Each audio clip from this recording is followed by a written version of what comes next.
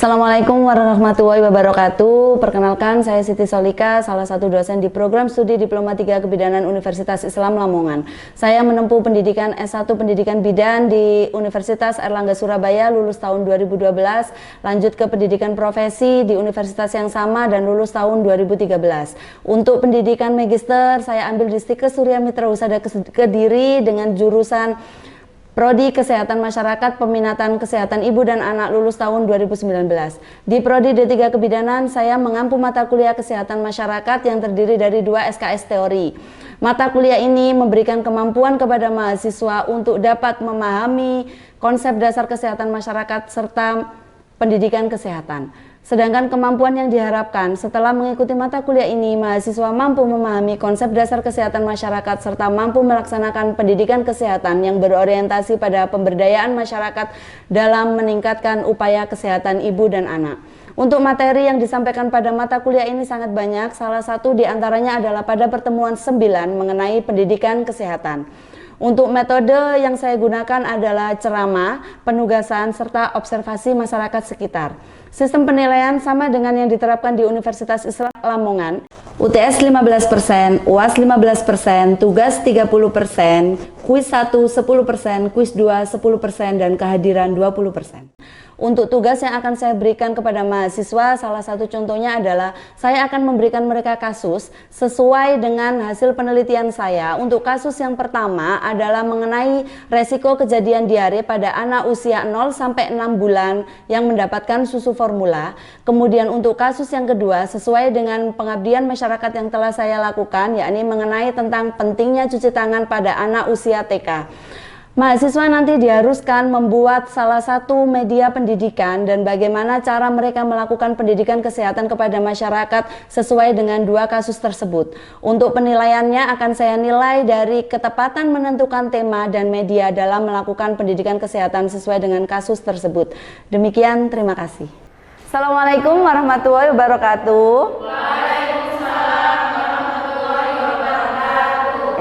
Selamat siang. Untuk siang ini kita akan mulai materi untuk mata kuliah kesehatan masyarakat ya. Kita sudah sampai di pertemuan ke-9, babnya mengenai pendidikan kesehatan. Sebelumnya kita bahas dulu tentang pendidikan kesehatan dalam masyarakat yang nanti akan kita bahas. Itu mulai dari pengertian, konsep, upaya, sampai dengan perannya. Kenapa kok kita harus melakukan pendidikan kesehatan kepada masyarakat? Kita mulai dari pengertian dulu. Jadi yang dimaksud pendidikan kesehatan itu adalah sekumpulan pengalaman yang mendukung kebiasaan, sikap, dan pengetahuan yang berhubungan dengan kesehatan individu, masyarakat, dan ras. Jadi semua hal yang kita sampaikan.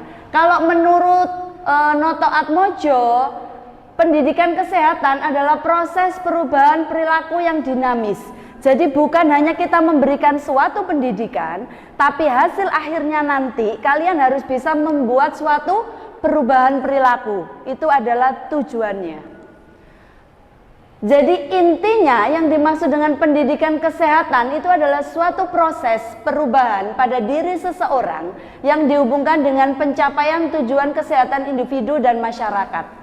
Ya, jadi goal akhirnya nanti adalah adanya satu perubahan pada diri seseorang, di mana perubahannya harus ke arah yang lebih baik.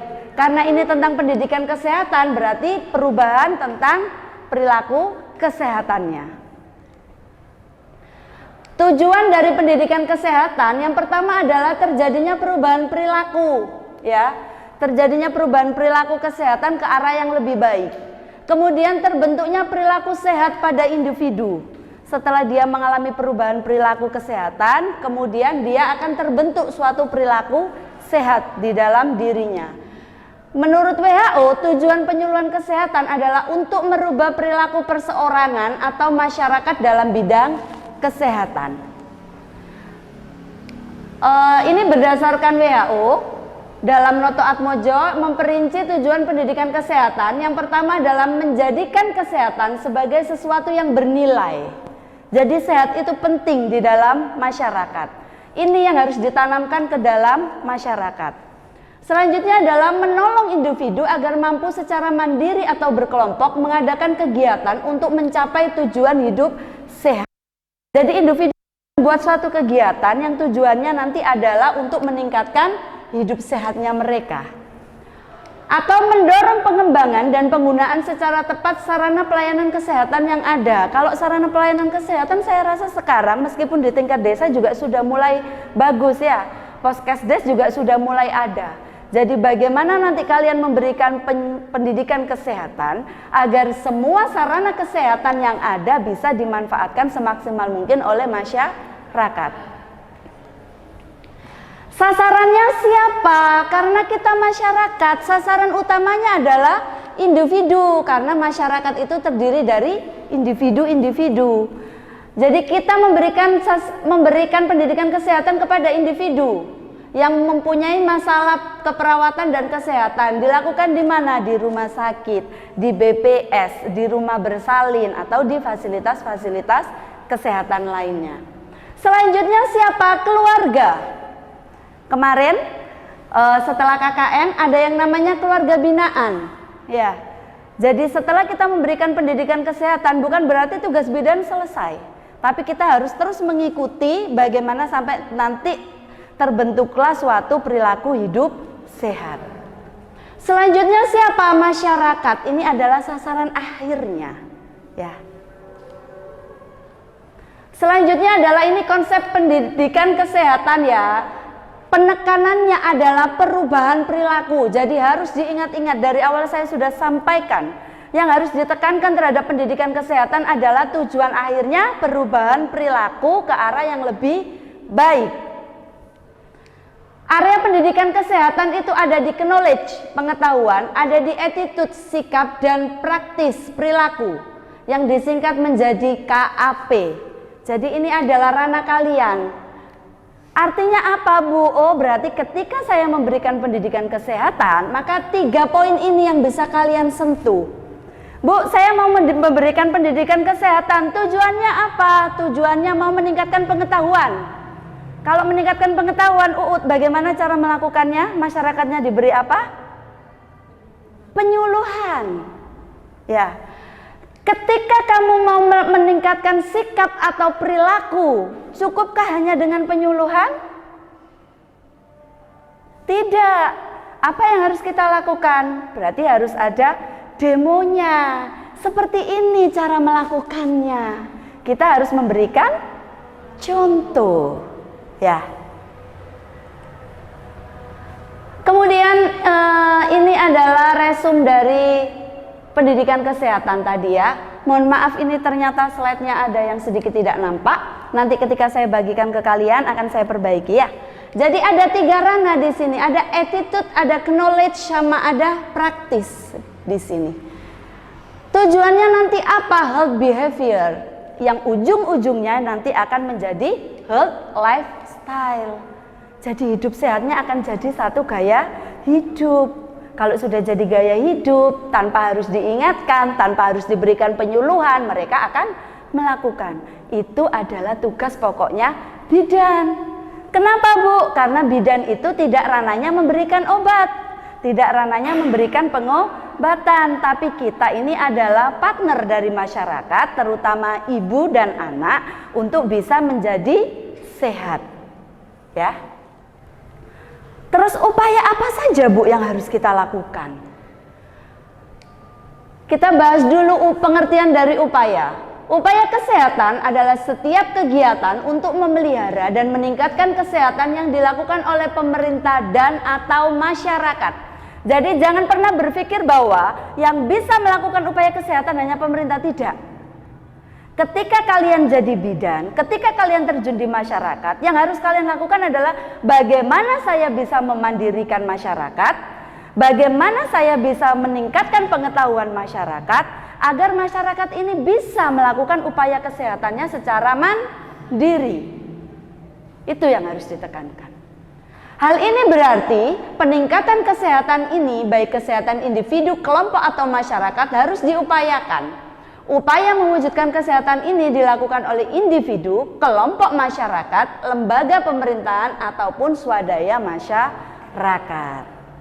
Jadi ranahnya kalian nanti sampai sini, ditekankan di masyarakatnya. Selanjutnya adalah upaya pendidikan kesehatan. Kalau menurut Winslow, seorang ahli kesehatan masyarakat membuat batasan yang sampai sekarang masih relevan, yaitu kesehatan masyarakat adalah ilmu dan seni mencegah penyakit, memperpanjang hidup, dan meningkatkan kesehatan. Ini maksud saya tadi. Jadi bukan kalian menyampaikan kepada masyarakat, ibu, kalau nanti ibu diare minumnya obat ini, tidak. Tapi pendidikan kesehatan yang harus ditanamkan adalah ibu, supaya ibu tidak diare, ibu harus menjaga kebersihan diri, meningkatkan personal hygiene. Ibu, supaya bayinya bisa tumbuh dengan baik, ibu harus memperhatikan asupan nutrisi bayinya itu. Jadi ranah kita itu adalah promotif dan preventif. Kuratif biarkan dokter yang melakukan, ya. Bidan itu ranahnya di promotif dan preventif. Promotif itu apa? Promotif itu ketika kita melakukan pendidikan kesehatan, itu namanya promotif. Preventifnya di mana? Isi dari pendidikan kesehatan yang kita berikan itu adalah cara mencegah suatu penyakit. Sampai sini paham? Baik ya. Usaha-usahanya apa saja Bu yang bisa kita lakukan? Bisa mulai perbaikan sanitasi lingkungan, ya. Pengelolaan sampahnya. Nanti kalau kalian kerja di puskesmas, berarti kalian harus koordinasi dengan tim sanitasi yang ada di puskesmas. Kemudian pembersihan penyakit-penyakit menular, pendidikan untuk kebersihan perorangan atau personal hygiene. Yang paling gampang tapi jarang dilakukan oleh orang saat ini, personal hygiene yang paling gampang apa? Cuci tangan, benar sekali ya. Cuci tangan hal yang gampang, sepele tapi sering lupa. Saya tanya di sini, adakah yang kalau mau makan suka lupa cuci tangan? Bu, kan pakai sendok Bu, kan gitu ya. Kalau kalian makan pakai sendok, perlukah cuci tangan? Perlu sebenarnya, tapi apakah dilakukan? Ya. Jadi sebelum menjadi seorang pendidik kesehatan di masyarakat, kalian harus merubah pola perilaku sendiri ya. Jadi yang paling gampang itu adalah personal hygiene, itu yang bisa kalian tekankan. Basicnya adalah cuci tangan. Pengorganisasian pelayanan-pelayanan medis dan perawatan untuk diagnosis dini serta pengobatan, dan pengembangan rekayasa sosial untuk menjamin agar setiap orang terpenuhi kebutuhan hidupnya yang layak dalam memelihara kesehatan. Selanjutnya adalah faktor yang mempengaruhi kesehatan. Itu ada 4. Harus tahu. Yang pertama lingkungan.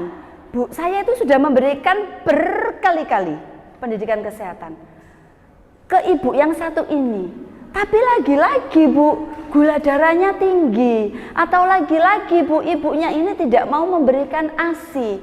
Setelah kalian lihat lingkungannya, oh ternyata ibunya ini kerja. Sementara yang kamu berikan, pendidikan kesehatan yang kamu berikan, ibu kalau memberikan ASI kepada bayinya, nempelnya harus seperti ini, areolanya harus masuk semua ke mulut, perut bayi menempel ke perut ibu. Lah ibunya lo bekerja, berarti yang harus diberikan harusnya apa? Cara penyimpanan ASI. Ibu kerja enggak apa-apa, bawa alat pumping, nanti disimpan kalau di suhu ruangan sekian ya. Jadi perhatikan lingkungannya, ekonominya, mbok balik. Ibunya enggak bekerja, mbok ajari cara nyimpan ASI. Nanti beli ini Bu, kantong ASI yang bisa buat nyimpan ASI. Buat makan aja enggak ada, gimana mau beli kantong ASI ya. Jadi harus diperhatikan. Kemudian perilakunya bagaimana? Jadi kalau kalian mau merubah perilaku seseorang, jangan langsung drastis, harus bertahap. Dinilai dulu, oh awal perilakunya seperti ini, tidak bisa kalau harus langsung menerapkan. Jadi harus bertahap. Selanjutnya apa? Pelayanan kesehatan. Ada nggak pelayanan kesehatan yang bisa dia jangkau di sekitarnya? Dia menerima pelayanan kesehatan enggak? Kamu bilang, ibu kalau sakit nanti bisa periksa, ibu kalau hamil periksa saja ke bidan. Ternyata bidannya jauh gitu ya. Tapi insya Allah kalau di Lamongan semuanya sudah dekat ya. Selanjutnya adalah intervensi terhadap faktor hereditas, faktor keturunan. Ibu sudah punya diabetes, orang tuanya, bapaknya diabetes, ibunya diabetes. Ibu sekarang hamil, ayo dikontrol makannya ya. Jadi memberikan pendidikan kesehatan, jangan asal memberikan pendidikan kesehatan. Dilihat dulu 4 faktor itu tadi. Ketika memberikan pendidikan kesehatan pada orang A dengan orang B dengan masalah yang sama, belum tentu nanti yang kita berikan sama. Begitu juga dengan kelompok 1 dan kelompok 2. Selanjutnya ini adalah trennya. Penyakit terkait dengan gaya hidup menempati 5 besar penyebab kematian tertinggi di Indonesia. Ya, terkait gaya hidup. Ada hipertensi, ada diabetes. Di mana penyakit-penyakit ini juga merupakan satu momok yang menakutkan di dalam dunia kebidanan. Karena ibu hamil kalau ada hipertensi, ibu hamil kalau ada diabetes berarti meningkatkan faktor resiko, ya.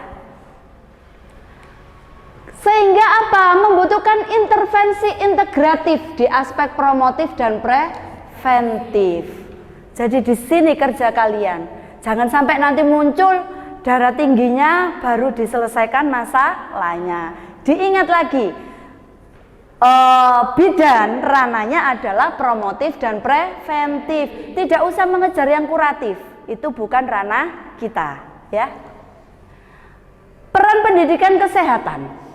Kesehatan merupakan hasil interaksi berbagai faktor, baik faktor internal maupun faktor eksternal. Faktor internal terdiri dari faktor fisik dan psikis. Jadi orang sakit yang perlu diperhatikan bukan hanya fisiknya, tapi juga psikisnya. Kalau orang-orang di desa pernah dengar, Bu, saya itu suntik kalau sakit, kalau tidak ke dokter A tidak akan sembuh. Ya. Ketika dia sakit, periksa ke dokter A, baru dipegang tok itu loh, Dok, sembuh. Kenapa? Karena psikisnya juga disentuh.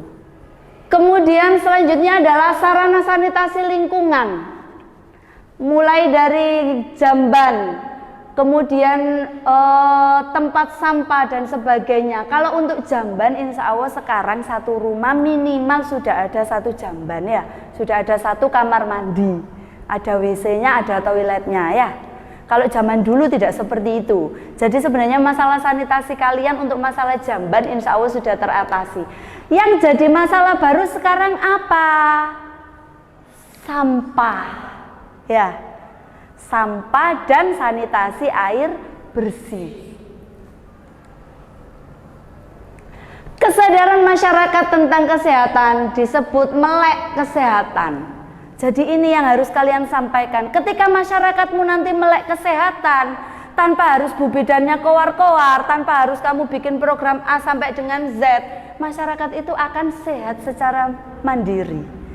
Jadi yang ingin dilakukan oleh seorang bidan dalam ilmu kesehatan masyarakat di bab pendidikan kesehatan, bagaimana membuat masyarakat itu melek kesehatan. Saya harus sehat. Caranya seperti ini. Kalau seperti ini nanti saya sakit. Jika ini sudah terlaksana, otomatis nanti jumlah orang sakit juga akan menurun. Departemen Kesehatan telah menyediakan fasilitas kesehatan masyarakat dalam bentuk pusat pelayanan kesehatan masyarakat. Tidak kurang dari 7.000 puskesmas tersebar di seluruh Indonesia. Namun meskipun sudah ada 7.000 puskesmas, kalian lihat semakin tahun jumlah orang sakit semakin banyak atau semakin sedikit? Semakin banyak. Karena semakin kesini orang semakin mengabaikan kesehatan. Yang dia pikirkan hanya faktor ekonomi ya, tanpa memperhatikan kesehatan. Masyarakatnya modern Bu, padahal iya modern. Semakin dia modern, semakin banyak paparan pada individu. Pendidikan kesehatan diperlukan pada kelompok orang tua agar masyarakat atau orang tua menyadari dalam melakukan hal-hal dapat mewariskan kesehatan yang baik kepada keturunannya. semua penyakit yang kita derita, terutama penyakit-penyakit sistemik, itu nanti ya kemungkinan besar menjadi faktor resiko kepada anak dan cucu kita. Karena itu ketika sekarang kalian menjaga kesehatan, ketika sekarang masyarakat dilatih untuk hidup sehat, tujuannya nanti akan menghasilkan generasi-generasi penerus yang sehat tanpa ada faktor resiko. Bentuk dan peran perilaku masyarakat dalam menyikapi dan pengelolaan lingkungan. Kemudian perilaku masyarakat dalam memelihara dan meningkatkan kesehatan. Ada juga perilaku masyarakat dalam menyikapi dan mengolah fasilitas atau pelayanan kesehatan. Untuk mengkondisikan faktor-faktor tersebut diperlukan pendidikan kesehatan. Itulah sebabnya maka pendidikan kesehatan tidak terlepas dari perilaku. Saya mau ulang lagi tadi, tujuan akhir dari pendidikan kesehatan adalah merubah yang keras. Tujuan akhir dari pendidikan kesehatan adalah merubah perilaku agar masyarakat melek kesehatan. Oke, sampai di sini kita lanjutkan ya. Silakan, kemarin saya sudah bukan 4 kelompok ya, untuk kelas ini 2 kelompok saja. Silakan membentuk 2 kelompok. Nanti akan saya berikan kasus, di mana kasus itu adalah masalah kesehatan yang sering terjadi di lingkungan kita. Silakan nanti didiskusikan dengan kelompok, kira-kira satu saja, tidak usah banyak-banyak. Satu saja faktor resiko yang menyebabkan masalah itu apa. Kemudian nanti kalian planning, kalian kira-kira mau memberikan pendidikan kesehatan seputar apa ya. Silakan saya beri waktu untuk berkumpul dengan kelompoknya. Oke, waktunya habis. Bagaimana? Sudah selesai? Sudah. Sudah siap presentasi? Sudah. Siap. Oke. Ingat ya, yang ditampilkan di depan nanti cukup penyebabnya apa ya, kira-kira kok sampai terjadi itu, yang pertama. Dan yang kedua adalah kalian mau memberikan pendidikan kesehatan apa. Karena tadi ada kelompok 1 dan kelompok 2, sekarang saya minta untuk kelompok 1 dulu. Silakan, siapa yang mewakili dari kelompok 1? Erma. Oke, Erma silakan maju ke depan, disampaikan ke teman-temannya ya.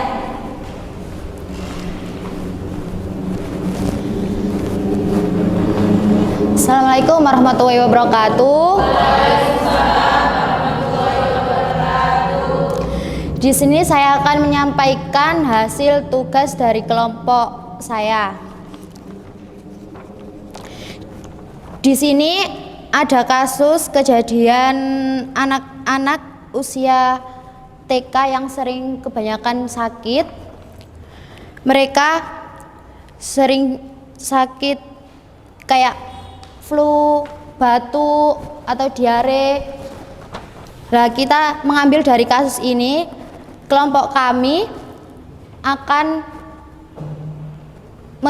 mengajar tentang tata cara cuci tangan 6 langkah. Sebelum itu Mbak, kira-kira salah satu faktor resikonya apa kok sehingga anak-anak usia TK itu di musim-musim seperti ini sering sakit? Faktor resikonya apa? Mungkin anak TK sering menganggap sepele tentang cara cuci tangannya. Jarang cuci tangan. Habis aktivitas mereka makan, tapi mereka sebelum makan tidak cuci tangan. Oke, jadi salah satu pendidikan kesehatan yang mau diangkat tentang apa ini kelompok 1?